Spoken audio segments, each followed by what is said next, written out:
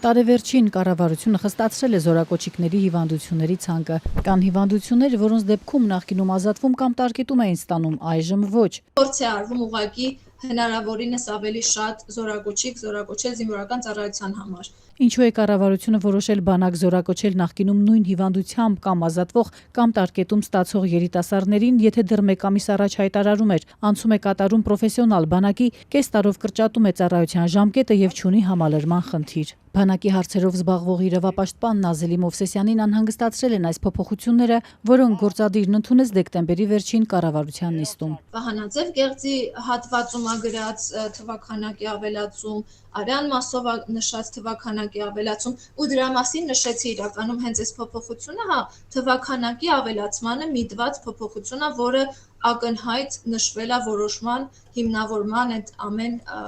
պարբերության ներքևում։ Կառավարության նիստում առանց քննարկման ընդունված փոփոխություններով այսուհետ բանակ կգնան օրինակ գլխուղեղի անոթային անոմալիա ունեցողները։ Պաշտպանության նախարարությունը հիմնավորել է, թե սրանք չունեն կլինիկական դրսևորումներ, չեն հանգեցնում գործառույթների խանգարման, չեն պահանջում բուժում, այսինքն այս ախտանիշով զինվորը ծառայության մեջ խնդիր չի ունենա։ Եթե դիտարկենք այս որոշման հիմնավորումը եւ յուրաքանչյուր հատվածի վերջում նշումը, թե ինչ է նախատեսվում, կտեսնենք, որ գրեթե 90% դեպքերում նախատեսվում է զորակոչիկների թվի աճ։ Արդյոք նման խնդիրներ ունեցողների վիճակը չի վատանա բանակային պայմաններում, հարցնում է իրավապաշտպանը, ընդգծում է քաղաքացիական կյանքում մարդնազատ է գնալ բժշկի, ապրել համեմատաբար բարենպաստ կյանքով, արդյոք հաշվի առել են այս բոլոր հանգամանքները, նաև այն, որ շատ են բողոքները բժշկական հանձնաժողովներից, որոնք չեն տալիս հիվանդության ամբողջական ու օբյեկտիվ գնահատական։ Այսինքն, եթե մենք այստեղ ունենք մի խնդիր, որը ախտորոշվում է որպես բարենպաստ, բուժման կարիք չունեցող եւ այլն, արդյոք սա սուբյեկտիվ մոտեցում չէ բժշկական հանձնաժողովի կողմից, քանի որ կա նաեւ դրա հակառակ պատկերը, երբ որոշ դեպքերում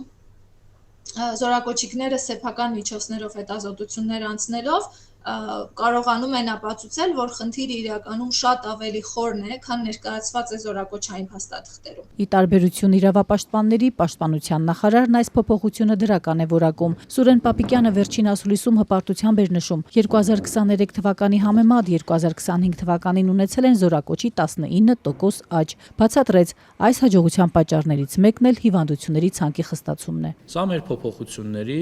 ոչ միայն օրենսդրական, այլև կառավարության որոշումների, մասնավորապես 404-405 որոշումների փոփոխության արդյունքներն են, եւ սա համարում եմ էական հաջողություն։ Զորակոչի աճից բացի ռազմական գերատեսչությունն իր հիմնավորումներում շեշտում է նաև տնտեսական գործոնը։ Ըստ նախարարության, այս փոփոխությունների արդյունքում կնվազեն բուժման նպատակով քաղաքացիներին տրվող տարկետումների քանակները, ինչը թույլ կտա բացառել պետական միջոցների անհարկի վատնումը։